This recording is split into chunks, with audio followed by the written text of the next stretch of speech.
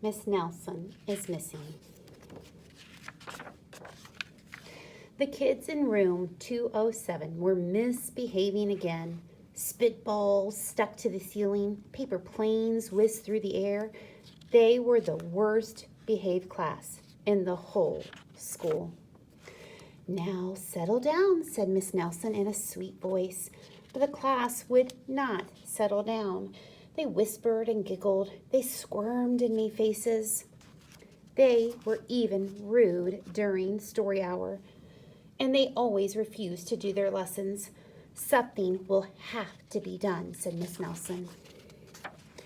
The next morning, Miss Nelson did not come to school. "Wow," yelled the kids, "now we can really act up." They began to make more spitballs and paper planes. "Today, let's be just terrible," they said. "Not so fast," hissed an unpleasant voice.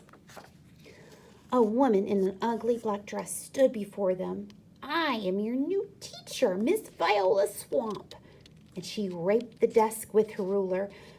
"Where is Miss Nelson?" asked the kids. "Never mind that," snapped Miss Swamp. "Open those arithmetic books." Miss Nelson's kids did as they were told. They could see that Miss Swamp was a real witch. She meant business. Right away, she put them to work, and she loaded them down with homework. "We'll have no story hour today," said Miss Swamp. "Keep your mouth shut," said Miss Swamp. "Sit perfectly still," said Miss Swamp. "And if you misbehave, you'll be sorry," said Miss Swamp. The kids in room 207 had never worked so hard. Days went by, and there were no sign of Miss Nelson. The kids missed Miss Nelson. "Maybe we should try to find her," they said. Some of them went to the police.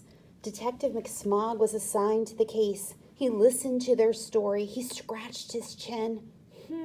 He said, "I think Miss Nelson is missing." Detective McSmog would not be much help. Other kids went to Miss Nelson's house.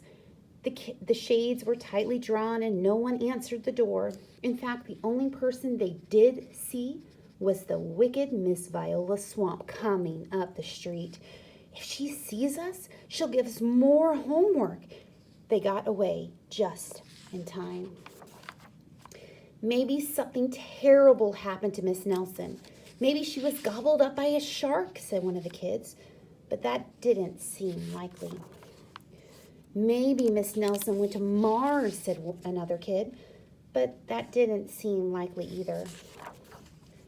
"I know," exclaimed one know-it-all. "Maybe Miss Nelson's car was carried off by a swarm of angry butterflies." But that was the least likely of all. The kids in room 207 became very discouraged. It seemed that Miss Nelson was never coming back, and they would be stuck with Miss Viola Swamp forever. They heard footsteps in the hall. "Here comes the witch," they whispered.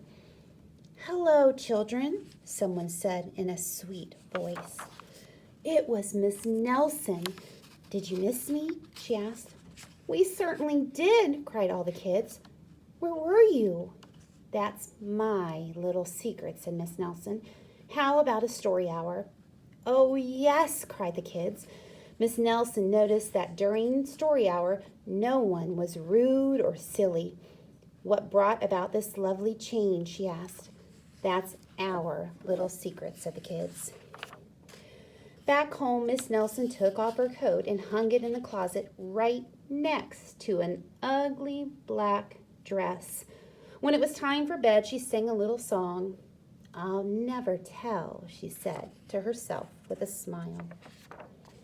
P.S. Detective McSmog is working on a new case. He is now looking for Miss Viola Swamp.